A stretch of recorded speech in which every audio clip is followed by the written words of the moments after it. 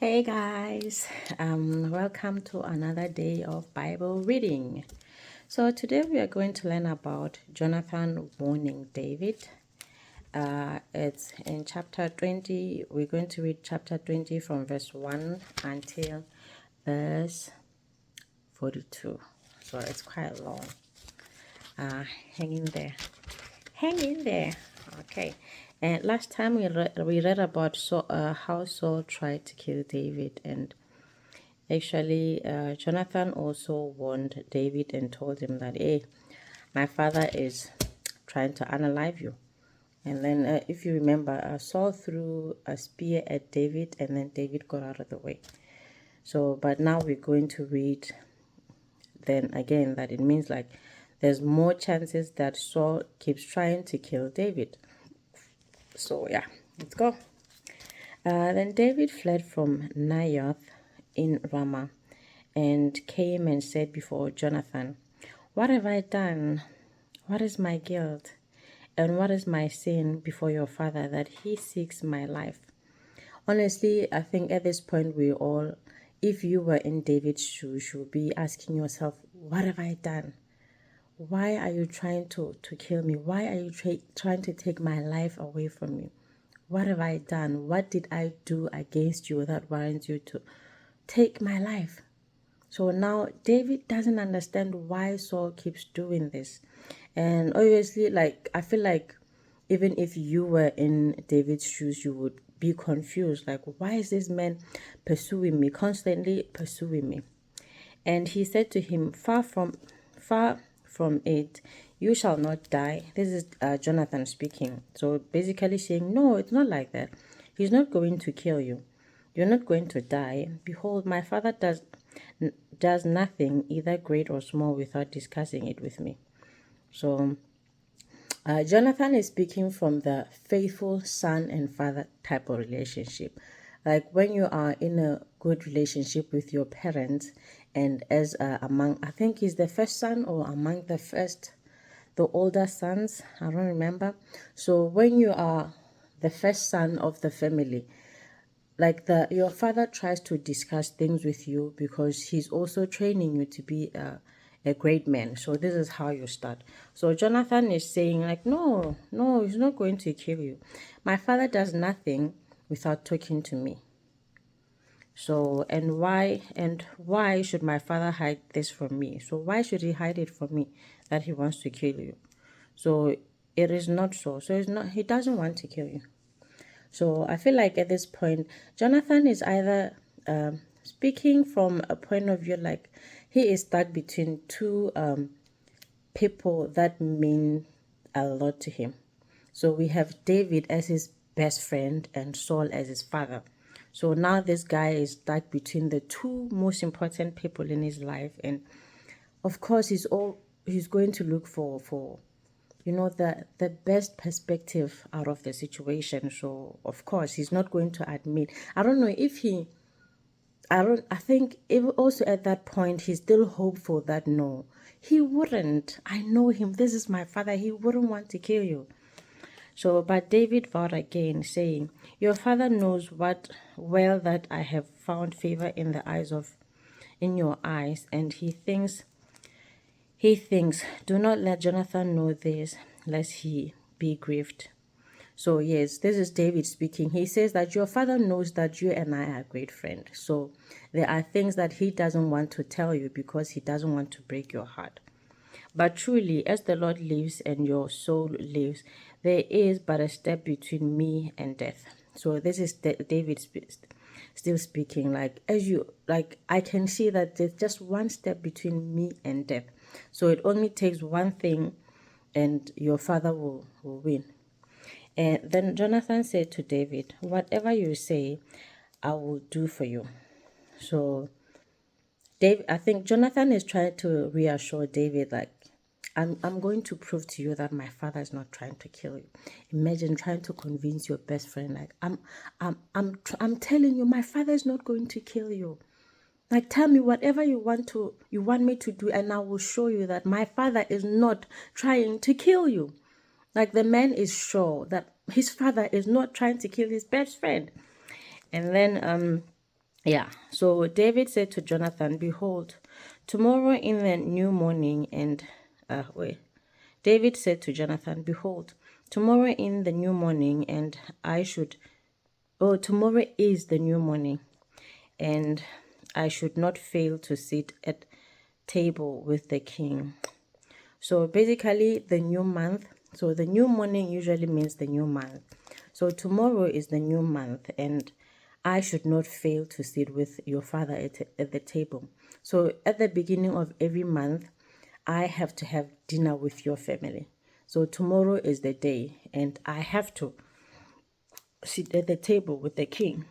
But let me go, that I may hide myself in the field till the third day at evening. So David is asking Jonathan, like, I know that tomorrow I'm supposed to have dinner with your father, but please let me go today so that I can hide myself, at least preserve my life for one more day. Like, then I can stay in the field for 3 days, and but let me go that I may hide myself in the field till the third day at evening. So after 3 days in the evening, then he will come out. And if your father misses me at all, then David said, if your father misses me at all, then say, David earnestly asked leave of me to run to Bethlehem, his city, for there is a yearly sacrifice there for the clan. So this is David giving Jonathan an excuse, like I can't come to to your father's dinner tomorrow. So but if he asks where is David, just tell him that I had to go to my family's yearly sacrifice. I mean the clan sacrifice. David is from the clan of Judah, yeah. So basically meaning that the clan of Judah comes together every year and sacrifice to the Lord. So David is saying, I have to go to that sacrifice. It's more important than having dinner with the king. And he says, good. And if he say, oh, David is still speaking. And if he says, good, it will be well with your servant. But okay, David is saying, okay, if your father Saul says, okay, it's good, then all is well. But if he is angry, then know that harm is determined by him. So this is a test we are going to see, depending on how your father responds to you telling him that I could not come to the dinner because I had to go to the yearly clan sacrifice. So depending on how he responds, we will know if, yeah. So if he's after hearing that I'm not coming, he says, okay, it's okay. Then next time, then we know, okay, I was wrong. But if he is angry, then you know that harm is determined by him. He is determined to harm David. So therefore, deal kindly with your servant. And so this is David still speaking. So yeah, so harm is determined by Saul. So deal kindly with your servant, for you have brought your servant into a covenant of the Lord with you. So this is David still speaking to Jonathan, saying, after the response that your father shows that he is angry with me, still be kind to me, because remember you made a covenant with me. So yeah, I can see that the man is really fearing for his life. He does not want to lose it. But if there is guilt in me, kill me yourself. For why should you bring me to your father? So goes back to saying like, why does your father want to kill me? But if you, Jonathan, think I did something wrong, then you kill me yourself. I would rather die at your hands than the hands of your father, who is a mad king basically right now. So why bring me to your father? Rather you take my life. At least I know that you killing me would be because I actually did something wrong. Unlike your father killing me, and I wouldn't know why. And Jonathan said, far be it from you. If I knew what it was determined by my father, if I knew that it was determined by my father that harm should come to you, would I not tell you? So this is Jonathan still speaking from the I trust my father perspective. Like, yeah, if I knew that my father wanted to kill you, wouldn't I tell you? Wouldn't I? But also, I feel like he kind of forgot that he is the one who warned David last time that, yeah, my father is trying to kill you. You should get away. My father is looking for you. So, yeah. Then David said to Jonathan, "Who will tell me if your father answers roughly?" Valid question. I'm hiding from your father, and you have to ask your father all of these things. So, but then how will I know the outcome of your father's answer? And Jonathan said to David, "Come, let us go out into the field." So they both went out into the field, and Jonathan said to David, "The Lord, the God of Israel, be witness." So yeah, the Lord your God, the God of Israel, be witness. So Jonathan takes David out into the field, and he's saying, okay, the Lord is witnessing all of me and you talking. He is our witness as we're talking now. When I have sounded out my father about this time tomorrow, on the third day, behold, he is well disposed toward David. Shall I not send and disclose to you? Let's go back again. When I have sounded out my father about this time tomorrow.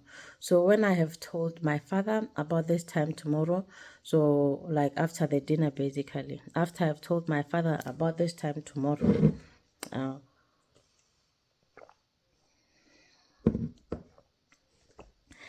and about this time tomorrow or the third day, tomorrow or the third day, behold, if he is well disposed toward David, so if he is happy with you, David, shall I not then send and disclose it to you?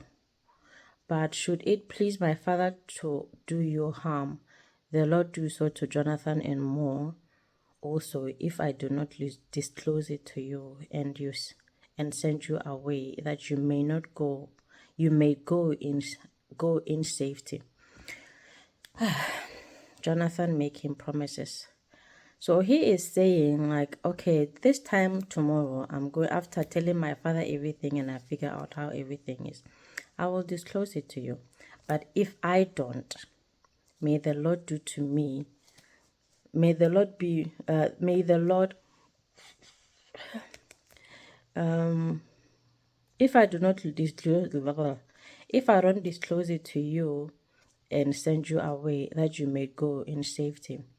May the Lord be with you as he has been with my father. Okay, no, I think I missed that line. But should it please my father to do you harm, the Lord do so to Jonathan and more. Yeah, so if my father is seeking to hurt you, may the Lord do hurt Jonathan and more if I don't disclose it to you. So this is Jonathan promising with the Lord as their witness. Like, if I don't tell you, may the Lord harm me and more if I don't tell you. Yeah. And so that you can at least get away safely. May the Lord be with you as he has been with my father. And if I am still alive, show me the steadfast love of the Lord, that I may not die, and do not cut off your steadfast love from my house forever, when the Lord cuts off every one of the enemies of David from the face of the earth. This is Jonathan speaking. Jonathan can see the anointing of the Lord upon David. And unlike his father, he is bringing himself close to to David. He's like, I want to be a part of this. I don't want to miss out on seeing what the Lord does in your life, which is the opposite of his father. Saul is like, how could God do this? Why is God giving you all these things that he gave me? So Saul is taking all of this from a jealousy and anger point of view, but Jonathan is taking all of this from an appreciation and understanding and also closeness. So he actually sees God's hand at work in David's life. but also Saul sees is what he lost. And remember, he's not even introspecting. He's not even thinking, what did I do to lose this? He's just thinking, David took it from me. He's blaming David for everything, mind you. So I like Jonathan. I feel like he is one of the best mainly example characters in the Bible. And so he says, when the Lord cuts off every one of the enemies of David from the face of the earth. Oh yeah, so remember, Jonathan is saying to David, remember me, remember our covenant when the Lord cuts off, because he knows that the Lord is going to cut off every enemy of David from the face of the earth. But Jonathan is saying, when that happens, please remember me. I was your friend even when things were more in favor of my father. Kind of, yeah, my father was still a king and I loved you even then. So remember me when things are okay. Yeah, when now the Lord comes and fixes everything for you. And Jonathan made a covenant with the house of David, saying, may the Lord take vengeance on David's enemies. This is Jonathan speaking. May the Lord take vengeance on the enemies of the house of David.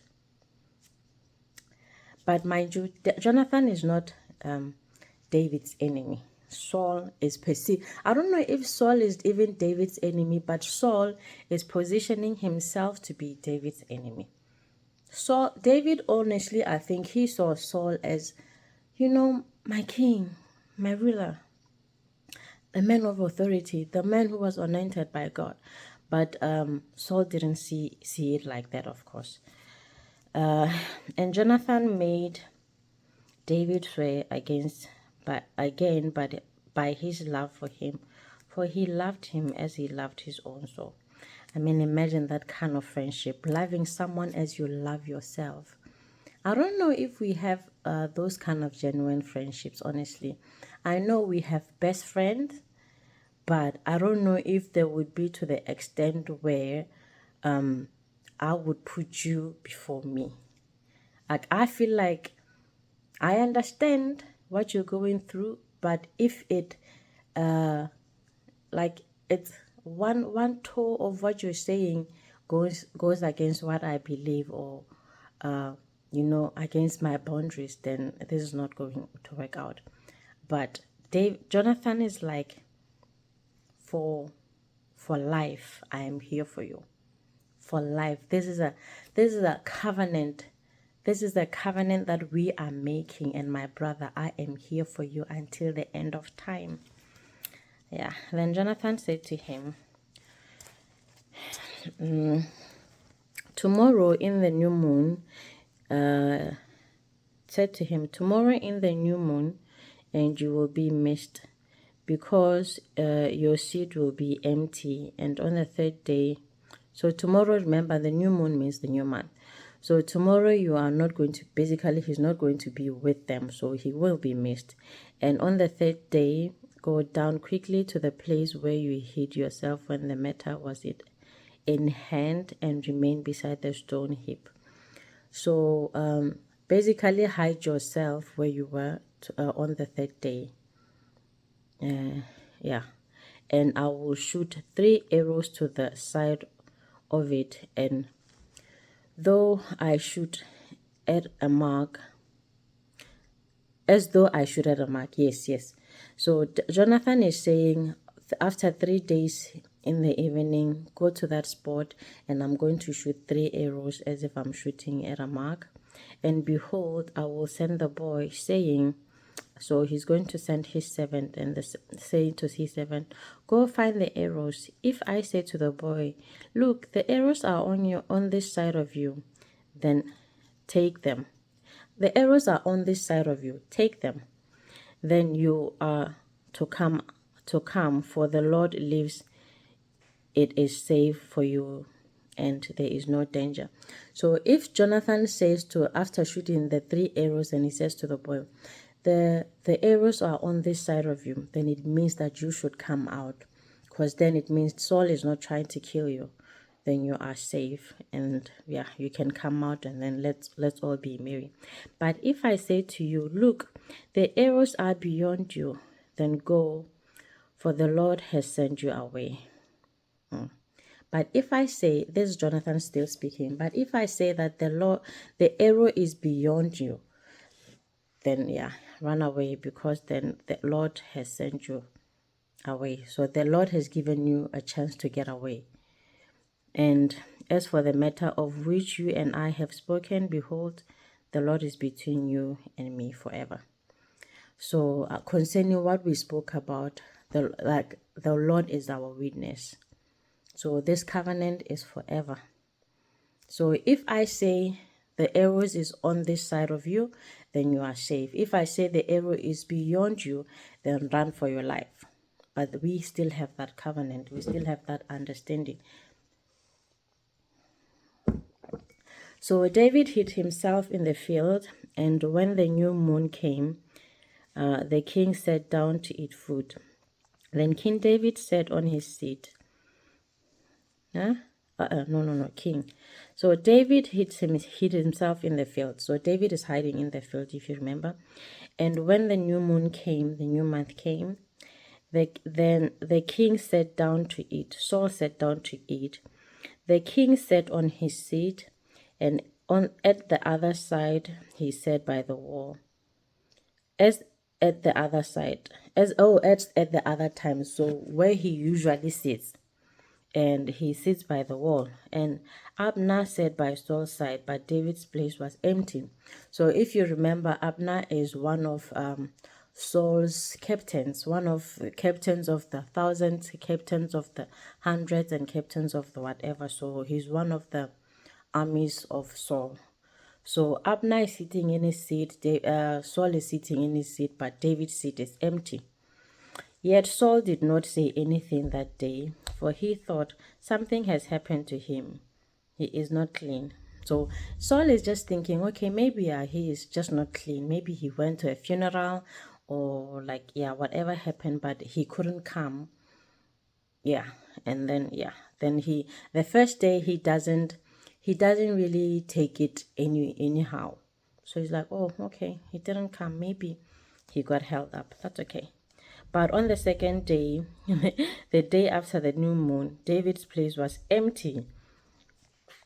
And Saul said to Jonathan his son, why has not the son of Jesse come to the meal, either yesterday or today? So the second day now, remember, it's a 3-day event. So the first day, Saul didn't say anything. The second day, now Saul is like asking Jonathan, what happened to Jonathan? He was not here yesterday, and he's still not here. What's going on? Jonathan answered Saul, David earnestly asked leave of me to go to Bethlehem.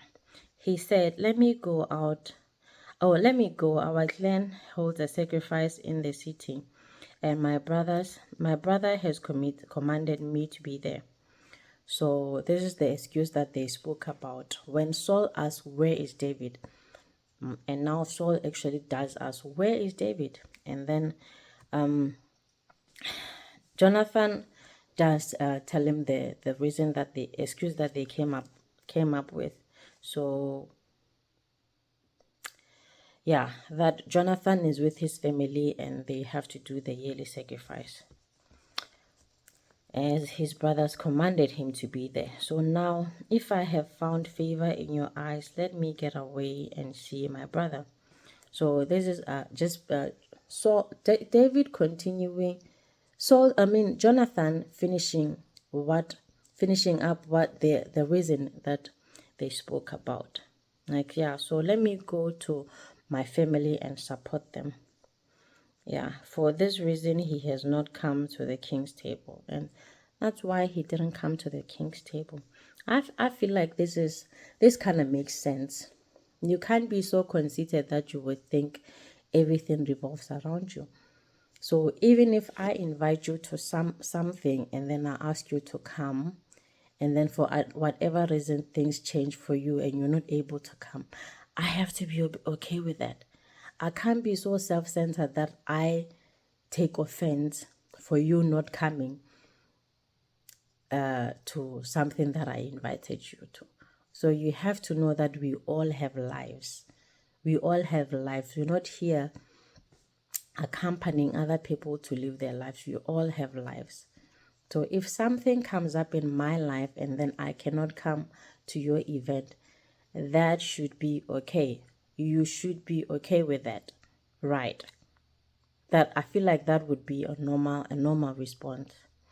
So then Saul's anger was kindled against Jonathan, and he said, sorry, I'm laughing. Oh my goodness. So yeah. Then Saul's anger kindled against Jonathan, and he said, "You son of a perverse, rebellious woman."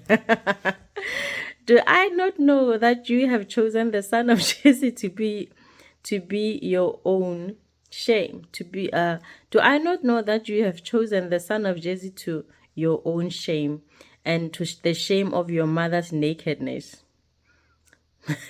This is Saul projecting. I mean, okay, let me just finish reading.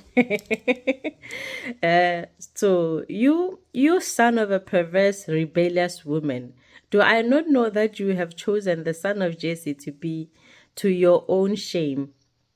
Mind you, Jonathan is also Saul's son, but when Saul is angry, he is only blaming the mother's side. So the errors of Jonathan's character comes from his mother's side. So I think that's why I kind of find it funny. So when things are good, Jonathan is my son. He's my son. But when things are not good, yeah, you son of a perverse, rebellious woman. Ah, for as long as the son of Jesse lives on the earth, neither you nor your kingdom shall be established. I don't know why, so according to Saul, as long as David lives, Jonathan's kingdom will never be established. And mind you, Jonathan never even thought of himself as a king. But Saul is just thinking, no, we have to get rid of the competition. We have to get rid of the competition. But mind you, he had everything given to him, but he chose not to obey the Lord. He chose not to value the relationship that he had. And now he's trying to grasp onto things that he gave away. Now he is jealous of every relationship that his son has. Jonathan sees David for the man that he is, and Saul sees David for the man that Saul could have been, he could have been. But because he did not obey God, so he is jealous of everything David does, because Saul knows that could have been me. That could have been me. That could have been me. And now my family would be cementing their lineage in the kingdom of God, the kingship of of Jerusalem. But because of me, I know that he's not going to admit all of this. So according to Saul, it's all David. But still, I'm just thinking, to some extent, he's thinking, oh, me, it's all me. So, I mean, yeah, I'm hoping. Yeah. So let's go back. For as long as the son of Jesse lives on the earth, neither you nor your kingdom shall be established. Mind you, that was never, not even once did Jonathan ever wonder, what should I do to establish my kingdom? It was not even on his radar. But now, because Saul is angry, he is trying to put the blame on the relationship. So he's even calling Jonathan a son of a perverse, rebellious woman. What does Jonathan's mother have to do with what's going on right here? Mind you, we have never heard anything about the character of Jonathan's mother. But now the poor woman, is being blamed for Jonathan choosing the friendship over the relationship he has with his father. But I still say Jonathan could see the true value of the relationship. So that's why he's not even faced. So therefore send and bring him to me, for he shall surely die. The gloves are off. The truth is coming out. So Saul is now blatantly telling Jonathan, bring him here so that I can kill him. Imagine. Now you are just like, just want to kill him. Bring him here so that I can kill him. The nerve. Then there's no shame. Then Jonathan answered Saul, his father, why should he be put to death? What has he done? Like, in all honesty, what has David done that he should be killed for it? What has David done that should result in him losing his life? I think this is where most of us, like, if you didn't know that Saul was the Mad King at this point, you would all be wondering, what has David done? What has this man done? Yeah. But Saul held his spear at him to strike him. So Jonathan knew that his father was determined to put David to Saul. David to death. So yeah, again, so David took his spear and threw it at Jonathan, and then I guess Jonathan got out of the way, and then he knew right there and then that, okay, he's making it obvious he wants to kill David. So there's no way of hiding this. There's no way of going around this. And Jonathan rose from the table in fierce anger and ate no food the second day of the month, for he was grieved for David, because his father has disgraced him. I understand how Jonathan feels at this point. Imagine, have you ever been disappointed by your parents so much that you're like, I don't even care anymore. I'm leaving. Well, I'm not saying my parents are bad. I'm just trying to look at this from David's point of view. Like, it is disappointing that a parent would be so jealous of someone. I don't know what was the age difference between Jonathan and Saul, but mind you, Jonathan and David are the same age. So which means that Saul is closer to Jesse's father in age. So Saul and Jesse are closer in age, and Jonathan and David are also closer in age. But Jonathan is crossing the line and then being jealous of David, his son's friend.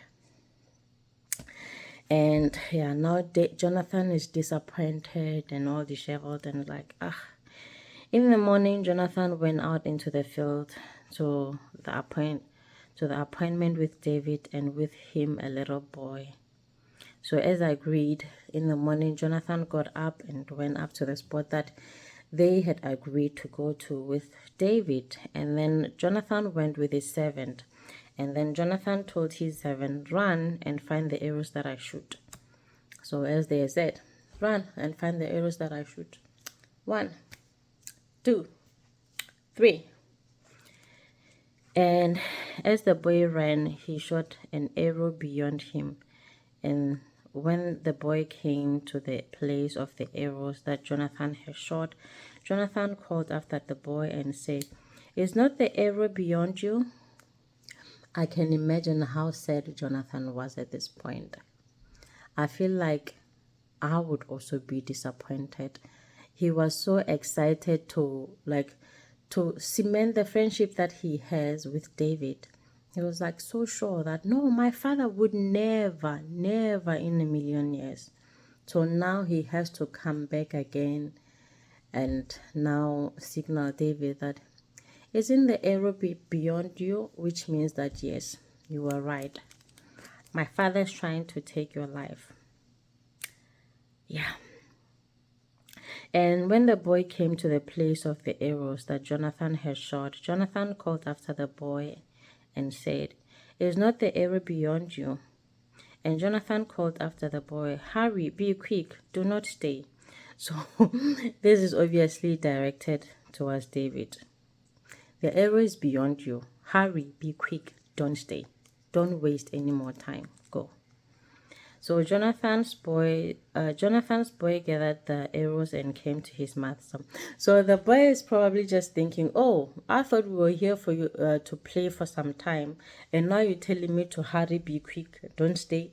So which means that I have to rush and run so that we can finish playing. I don't know.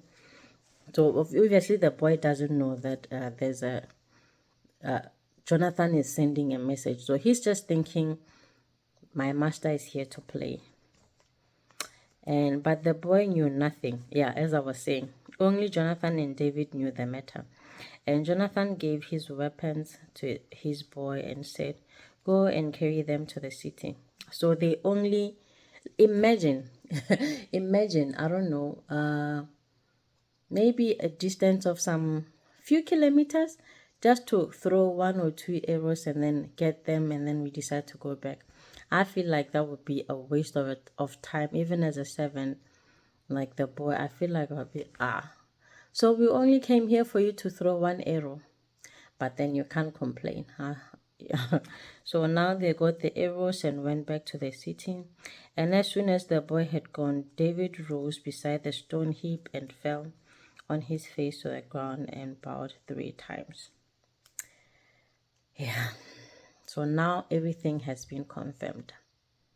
So now there's no more avoiding it. There's no more questioning it. It is clear as day. Saul is trying to kill David. Both Jonathan and David now know, and they have both witnessed it. There's no more avoiding it. There's no more ignoring it. There's no more hoping that we misunderstood the situation. It is clear. So David arose in the morning by the heap and then bowed 3 times, and they kissed one another and wept with one another.